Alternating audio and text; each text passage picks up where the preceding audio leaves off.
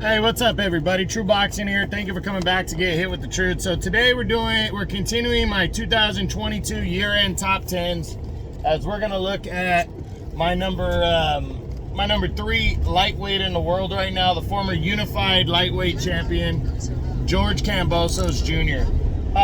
Some people might, you know, like I said, you can critique anywhere between 3 and 5 right here, between Kambosos, Tank Davis, and Shakur Stevenson. But I'm picking Kambosos here because you have to recognize that Kambosos beat Teofimo Lopez, who beat Vasily Lomachenko, and he captured 3 of the 4 belts with that victory. I mean, you can't discount that level of that victory. Yes, he got owned this year, and we'll get into that, by Devin Haney, but he still had those wins. He also defeated Lee Selby a couple years back. So, you know, he's not just a pure one-hit wonder. But Kambosos entered the year number 1. And so he drops 2 spots to number 3. He was the unified champ coming in. He was supposed to fight Vasily Lomachenko in the first half of the year, by June, but Lomachenko, because of the war in the Ukraine with Russia, decided to, go defend his country instead of fight Haney. And Kambosos, I'm sorry.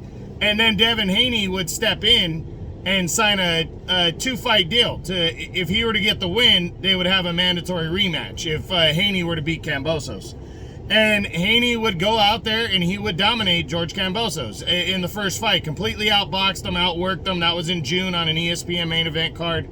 And Devin Haney became the undisputed lightweight champion of the world. But Kambosos had a rematch clause in a contract and said that the second time around would be different. And it wasn't different in the winner, but it was different in how the fight went, because this time Devin Haney completely dominated Kambosos, beat him up, and almost stopped him. But Kambosos showed the heart of a warrior. You know, he comes out with that Spartan gear. The dude is, a tough, hard-nosed fighter.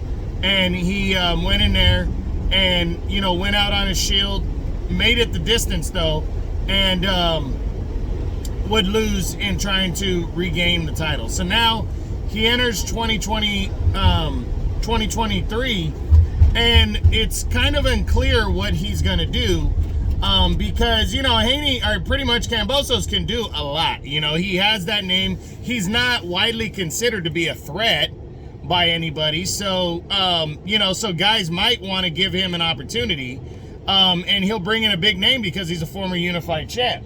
I know one area people were talking was a rematch with Teofimo Lopez at 140. With Lopez not looking that great against Sandor Martin, Lopez might say, hey, I want to get some redemption on Kambosos, and they might be able to do that fight.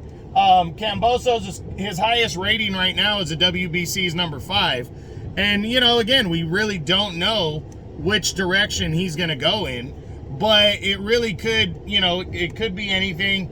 But, I like, Kambosos, because he has a big heart, and I think he'll get back into the mix sooner rather than later. It'll probably be around May or June, and we just gotta wait and see who he decides to fight. But overall now, he's 20-2 with 10 knockouts, and he's still young at age 29. So Kambosos still got a few years left.